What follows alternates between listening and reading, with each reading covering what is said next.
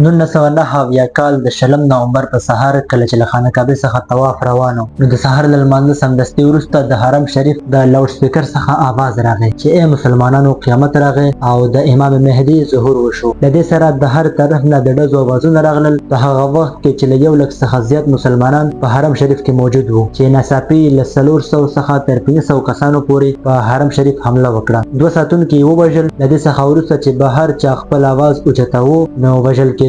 احرام تړونکي مسلمانان وویریدل او د حرم شریف په هر طرف کې ګډوډي جوړه شوه. دغه حمله کوونکو له خانه کعبه څخه طواف بند کړو او ټول خلک یې په ځمکه کېنول. دغه پیښه تقریبا 46 کاله پخوا شوې وه. په تاریخ کې یو ځل بیا د خانه کعبه طواف وتړل شو. اخر څوک و دا خلک او په هغه ورځ څه پیښه شوې وه او ولې په خانه کعبه باندې حمله شوې وه. څو ورځې دا محاصره روانه وه او چا خانه کعبه له دې باغیانو څخه آزاده کړه. همدغه زموږ د نن ورځې موضوع ده. په دغه ویډیو کې به تاسو ته دغه پیښې په باره کې مکمل معلومات وړاندې کړم. زه یم امجد دورانی او پښتو ګلوبل ته ښه راغلاست. پیښ شوي څه داسې وو چې 55 کلن د کعبې امام شیخ السبیل د کعبې مخامخ ولاړ وو او د هغه شاته په صفونو کې لمونځ کوونکي ولاړ وو. امام د معمول په څیر لمونځ ورکړو او د هغه نه پس هغه مقتدیانو ته مخ راواړو او په لاوډ سپیکر کې دعا شروع کړه. هغه وکتل چې د شاتني صفونو څخه خلکو په خپل اوږو باندې یو تابوت ایښی دی او د امام طرف ته روان دي. دا څه نوې خبره نه وه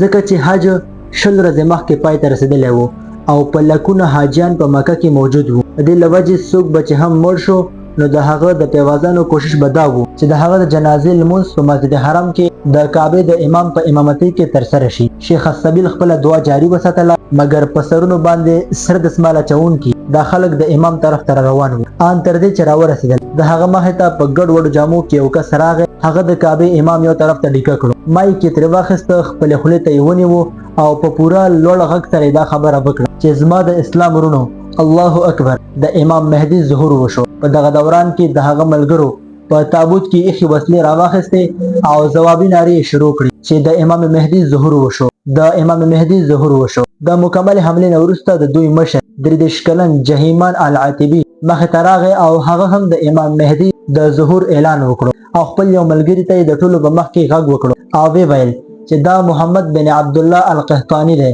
او دا امام مهدي دی. تاسو ټولو باندې فرض دی چې د په لاس بیعت وکړئ. د حمله کوونکو د مشر جهیمان بن محمد بن سیف العتیبي چې تعلق یې د نجد د یوې مشهورې قبیلې څخه و په خانه کعبه کې داخل شو. دروازه یې بندې کړې او تقریبا 1 لک لمونځ کوونکي برم ته ونیول او د مسجد حرم کنټرول یې په لاس کې واخیسته. د خانه کعبې طواف یې ودرولو او القحطاني یې امام مهدي اعلان کړ. دا په تاریخ کې لومړی ځل و چې مسجد حرم د عامو خلکو پر مخ بند شوی و. سعودي حکومت سمدستي خپل فوج تیار کړ او هغه یې د مسجد حرم په طرف روان کړو مګر هغوی هم هیڅ ونه شو کړلی ځکه چې د حمله کوونکو نښان ویشتونکي په مینارونو کې ناست وو.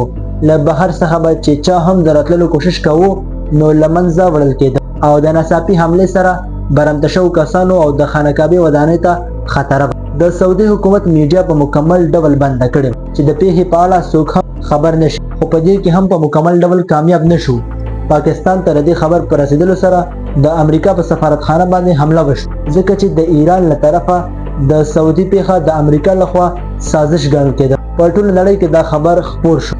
د سعودي د دولت غبرګون د سعودي امنیتي ځواکونو او د ملي ګارد محاصره پیل کړه.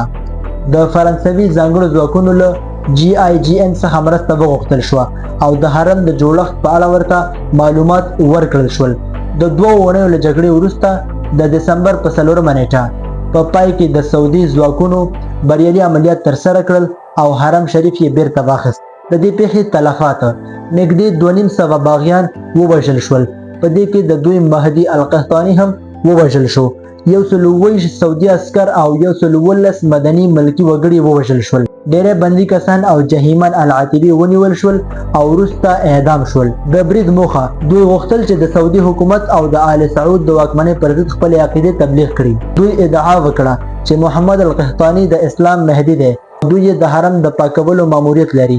پیښه د جهیمانیانو په نوم هم یادېږي. سعودي تاریخ مهمه سیاسي مذهبي جنجالي پیښه بلل کېږي.